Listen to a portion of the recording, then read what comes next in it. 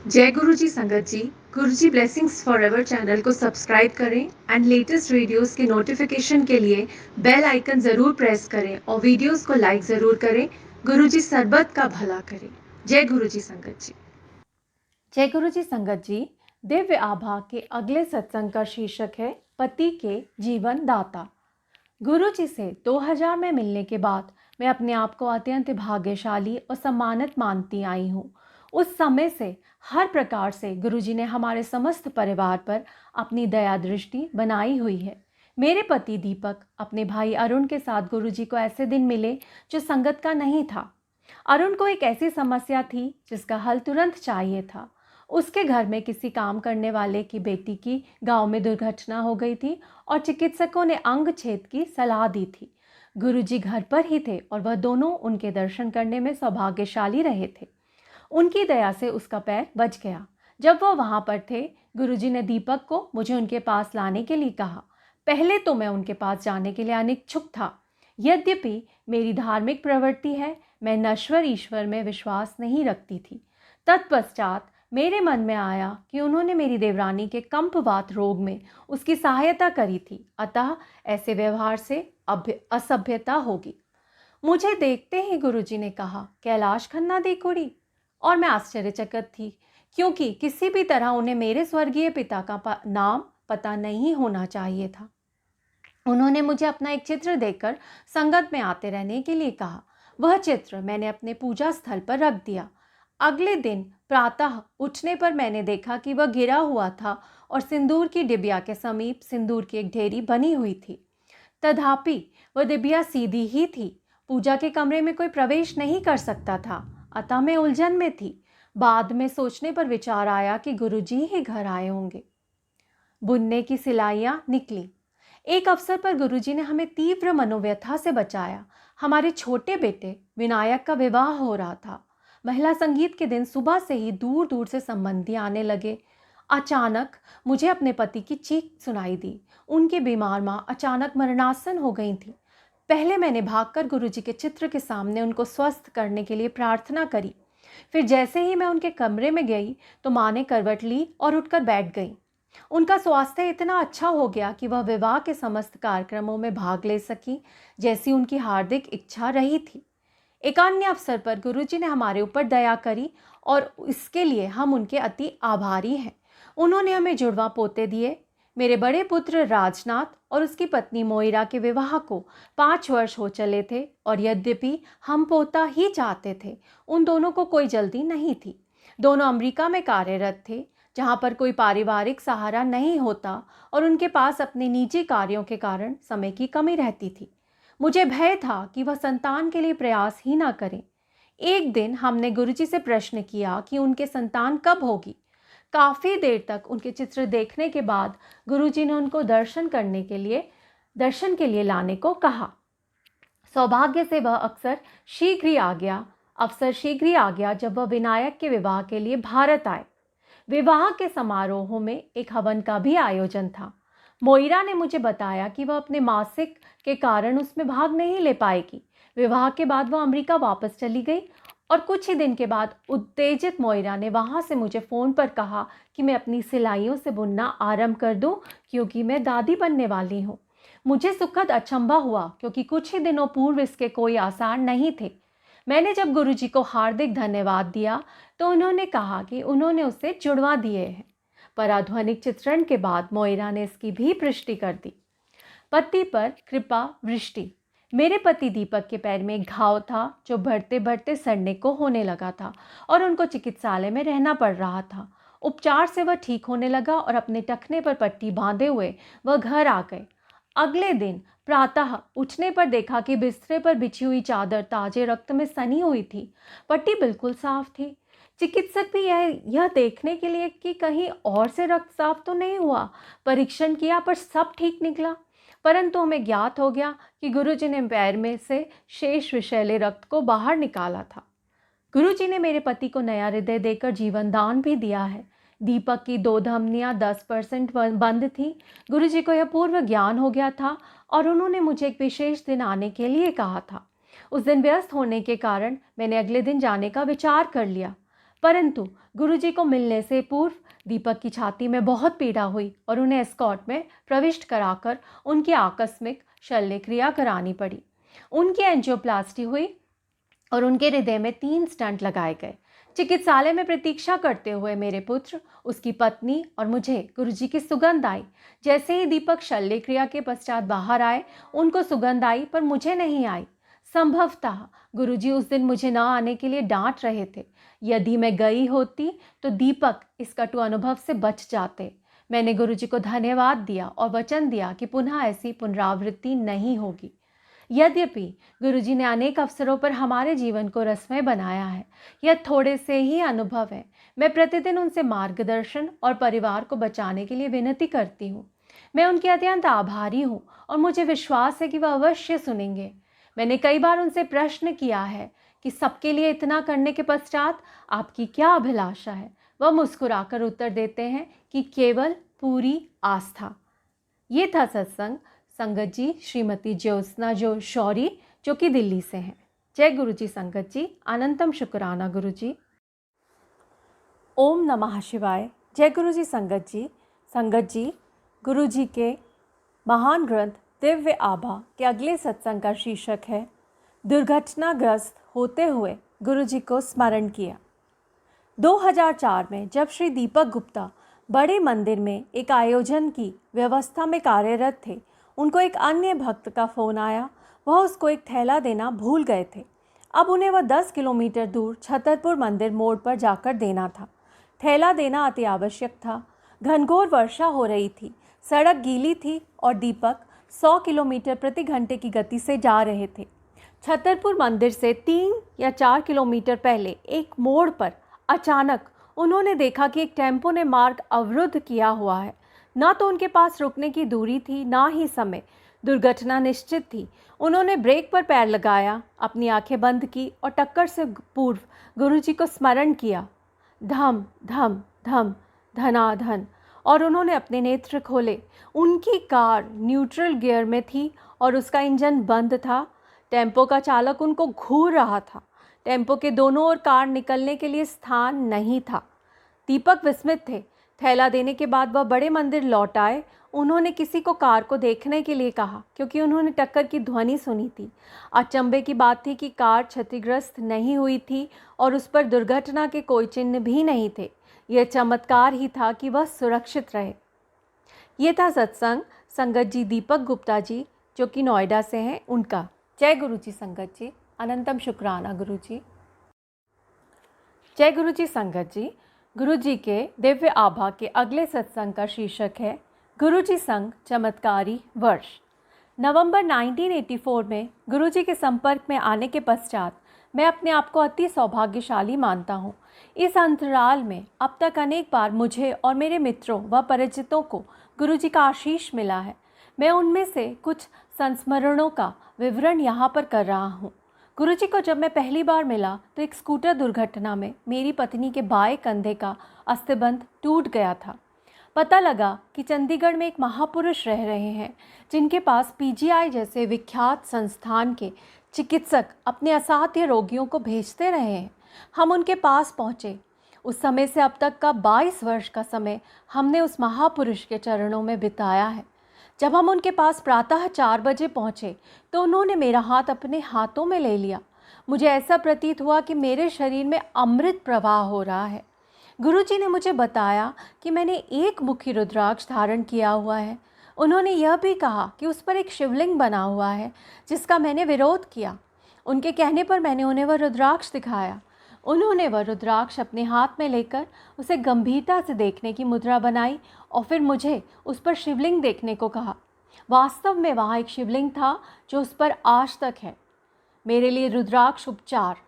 2 वर्ष से मैं आंत्रशूल से पीड़ित था। इसमें बहुत दस्त होते हैं। गुरुजी ने मुझे पीने के लिए अमृत दिया और फिर घर जाने को कहा। उस दिन मैं अपने कार्यालय नहीं जा सका क्योंकि उस दिन मुझे 24 बार शौच जाना पड़ा। शाम को जब गुरुजी ने फ़ोन करके मेरे स्वास्थ्य के बारे में पूछा तो मैंने उनको बताया कि मेरी स्थिति अत्यंत असहनीय है। उन्होंने उसका प्रतिकूल दृष्टिकोण लेते हुए कहा कि यह अच्छे चिन्ह है, रोग शरीर से बाहर निकल रहा है। अगले दिन प्रातः मुझे लगा कि मैं स्वस्थ हूँ और यह मैंने गुरुजी को बताया। उन्होंने कहा कि अभी रोग शेष है, वह अगले दिन ही ठीक होगा और उन्होंने अपने पास बुलाया। जब मैं उनके पास पहुंचा तो उन्होंने अपने रुद्राक्ष और एक चम्मच से मेरी नाभि को छुआ। छूते ही ऐसा प्रतीत हुआ कि मुझे बिजली का तीव्र झटका लगा है और मैं गिर गया। उन्होंने मुस्कुराकर कहा कि अब मैं रोग से मुक्त हूँ। उस बिजली के झटके के बाद वह रोग मुझे आज तक नहीं हुआ है।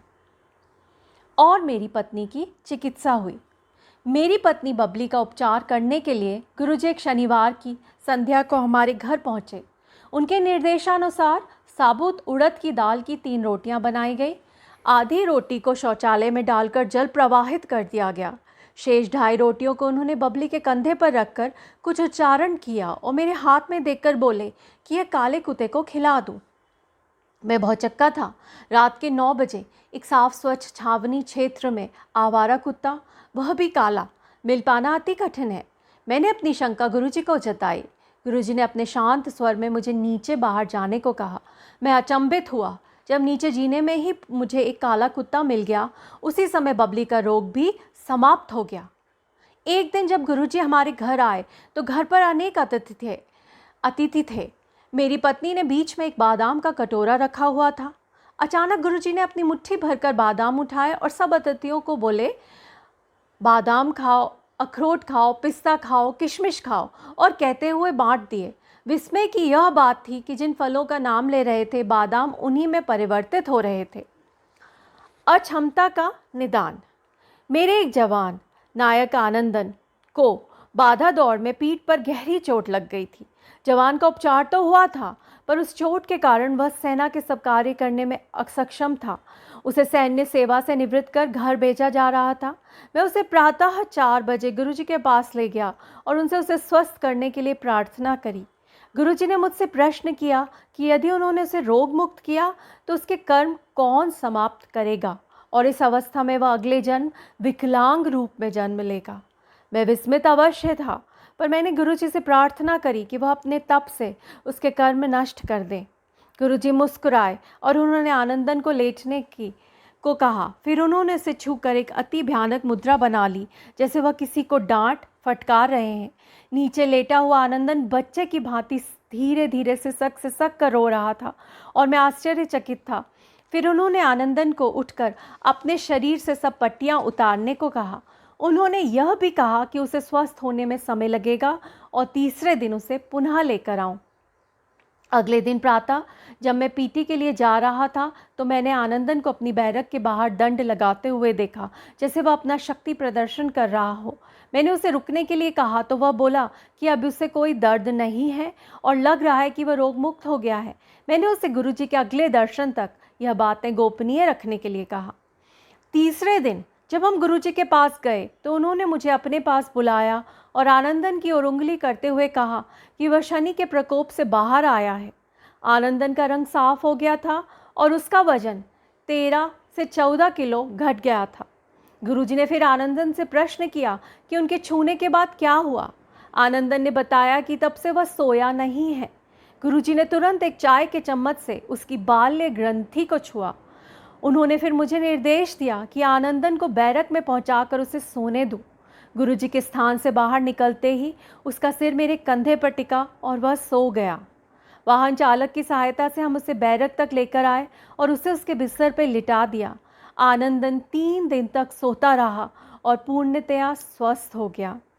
तदुपरांत चिकित्सकों ने जब उसके परीक्षण किए तो उसे स्वस्थ देखकर वह आश्चर्यचकित रह गए। अब उनके पास उसे सब सैन्य सेवाओं के लिए योग्य घोषित करने के अतिरिक्त कोई और विकल्प नहीं था। मृत पत्नी से संपर्क। Colonel D.R.P. चौधरी विदुर थे और चंडी मंदिर में हमारे घर के सामने रहते थे।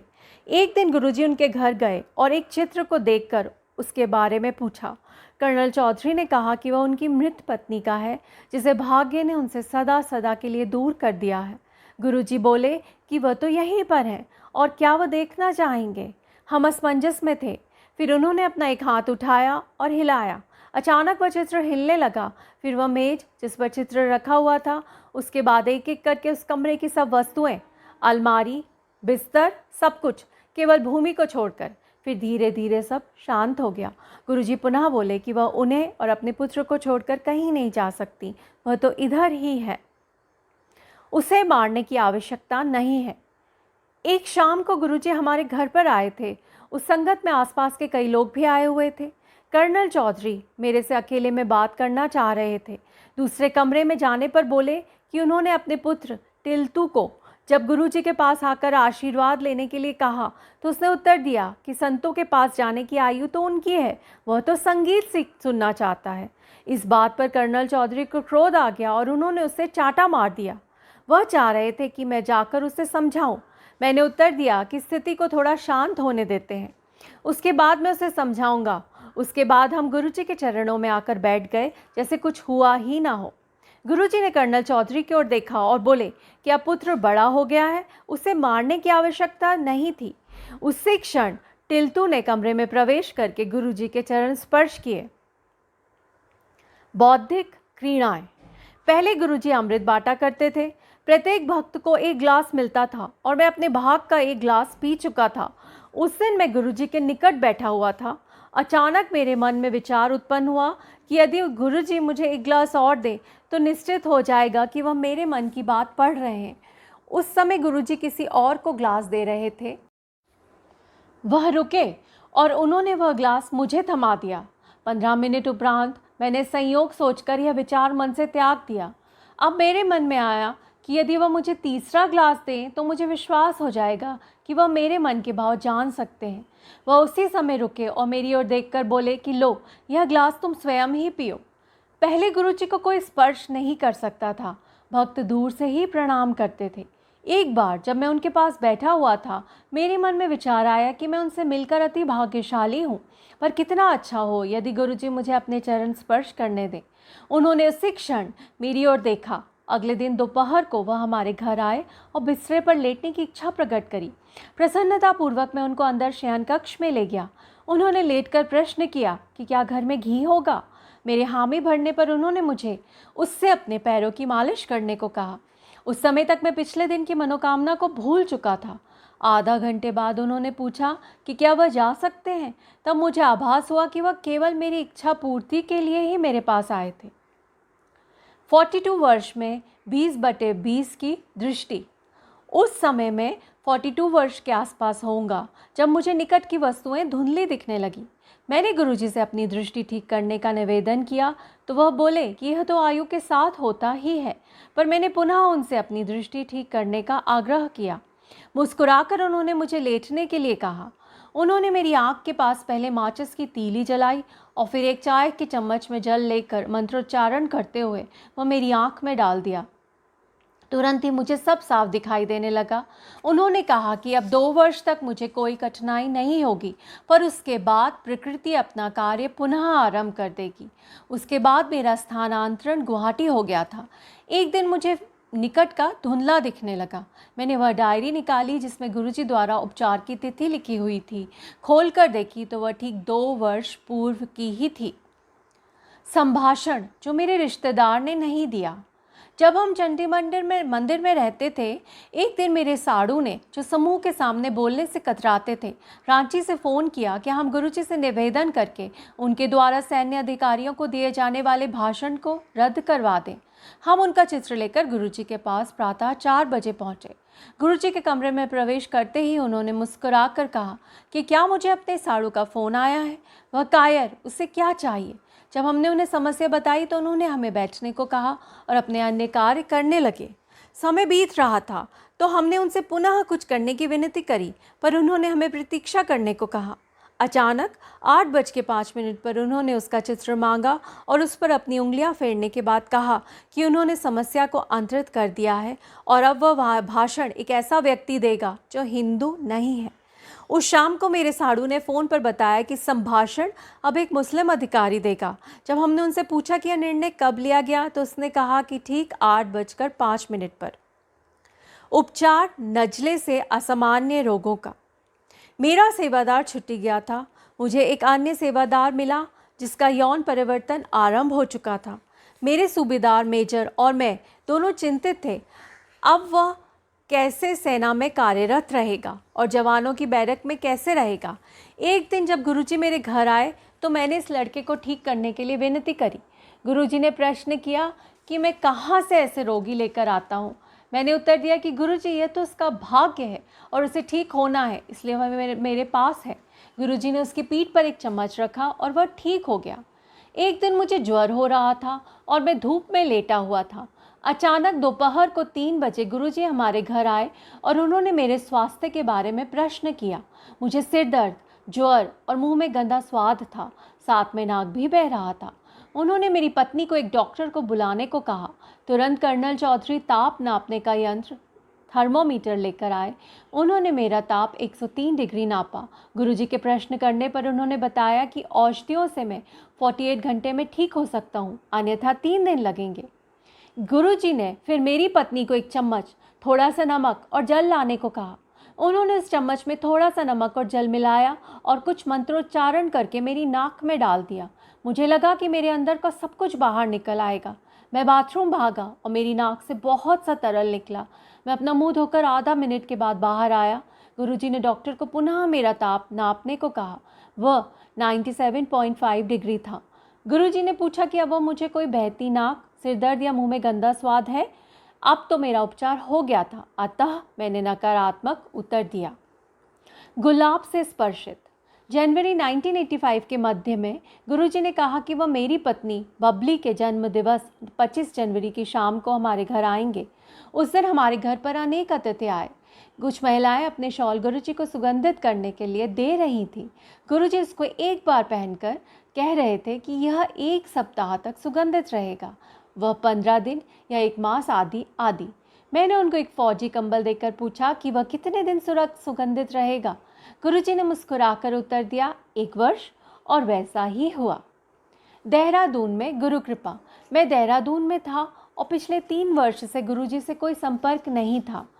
अचानक एक रात को मेरे कान में अत्यधिक दर्द हुआ और मेरे कान के पर्दे फट गए।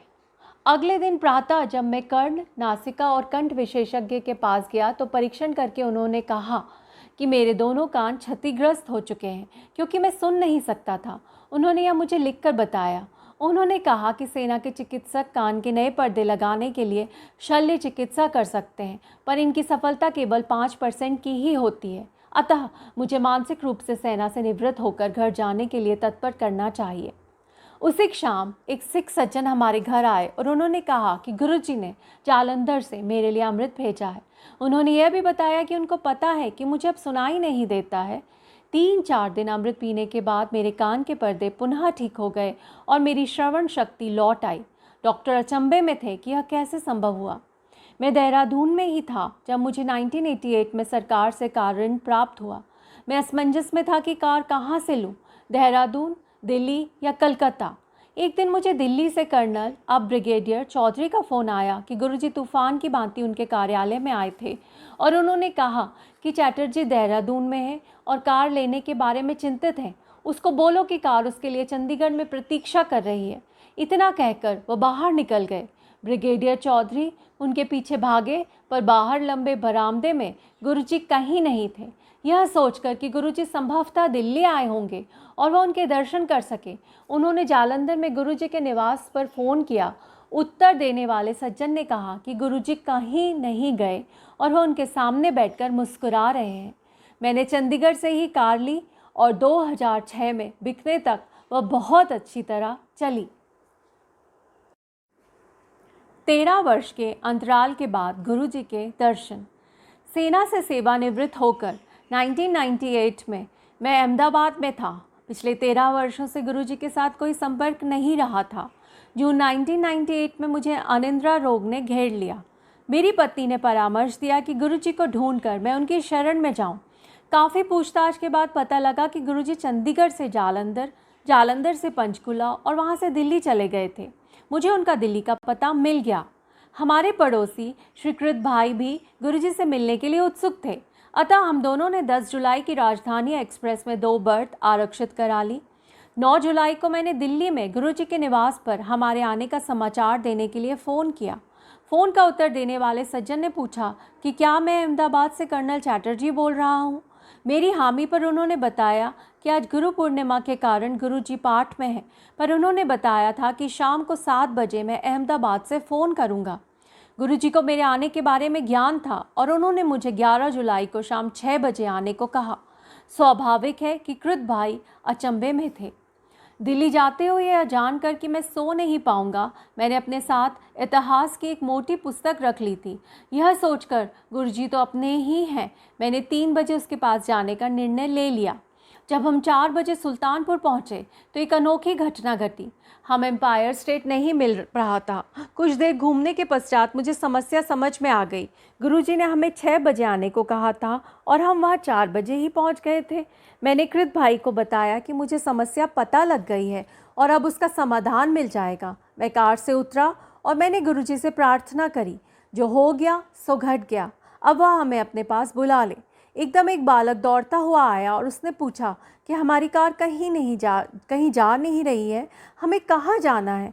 फिर उसने हमें एम्पायर स्टेट का मुख्य द्वार दिखाया, एकदम मुख्य मार्ग पर। कैसे दिखाई नहीं दिया था? पहले घर पहुंचने पर गुरुजी ने मेरा आलिंगन किया और बोले कि मैं इतने वर्षों के बाद उनके पास आया हूँ। 21 दिन से सोया नहीं हूँ, आज सोऊंगा और लंगर ग्रहण करके जाऊँ। लंगर के बाद हम अपने होटल में वापस आ गए और मैं वह इतिहास की पुस्तक पढ़ने लगा। शीघ्र ही मुझे लगा कि साथ वाले कमरे में कोई अगरबत्ती जला रहा है। थोड़ी ही देर में पूरे कमरे में एक अद्भुत सुगंध फैल गई और मुझे निंद्रा आ गई। अगले दिन मैं फिर गुरुजी के पास आया और उनके पैर दबाते हुए मैंने कहा, गुरुजी, पहले आपके चारों ओर तीव्र सुगंध रहती थी, अब वह बहुत ही हल्की है। गुरुजी बोले कि पिछले दिन जब वो मुझे सुलाने आए थे, क्या मैंने उसका आनंद नहीं लिया था? मेरा अनिद्रा का रोग समाप्त हो गया था। उसके बाद नवंबर 1999 में जब मैं अहमदाबाद से उनसे मिलने दिल्ली आया था तो उन्होंने कहा कि मैं उनके पास आ जाऊंगा।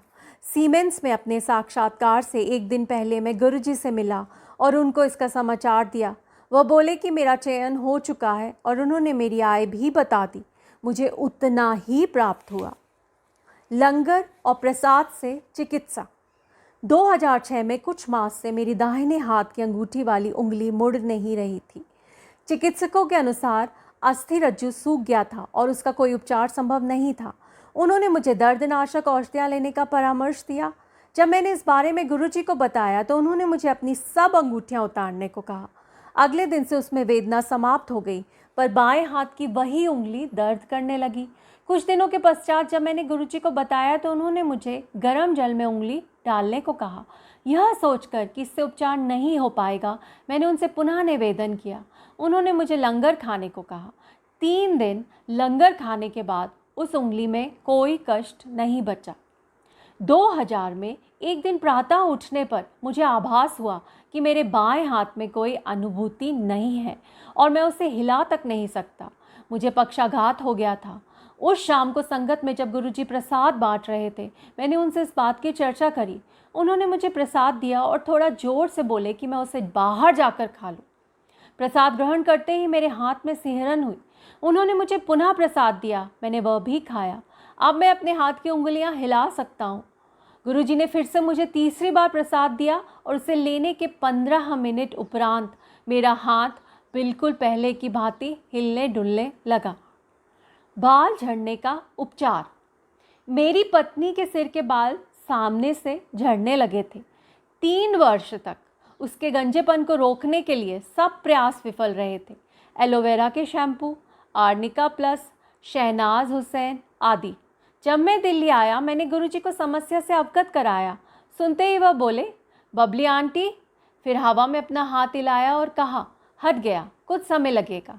1 सप्ताह में ही नए बाल आने लगे और शीघ्र ही उसका उपचार हो गया था। 2003 में मुझे मूत्र रोग समस्याएं होने लगी। अंत में चिकित्सकों ने पुरस्थ ग्रंथि की शल्य क्रिया का उपचार बताया।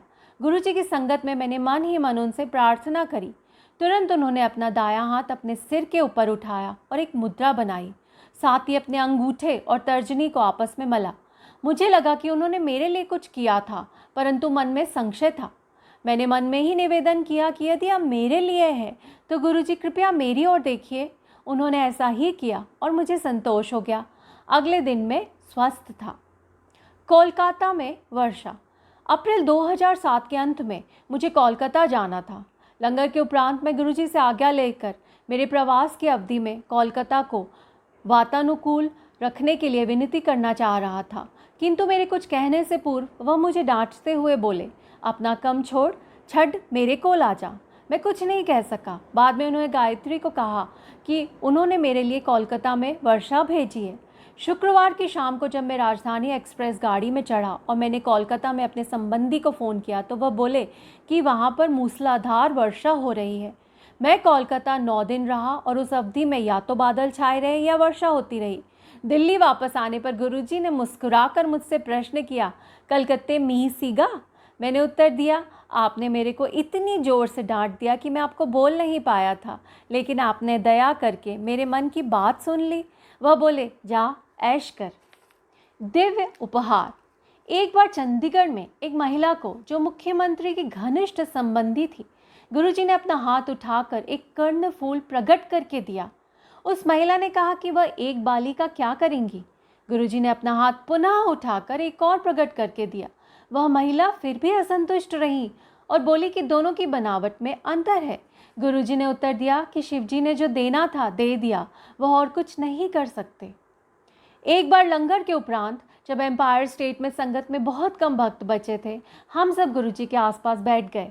उन्होंने हरमिंदर सिंह सीमेंस के निर्देशक से पूछा क्या उन्होंने मेरे संस्मरण सुने हैं।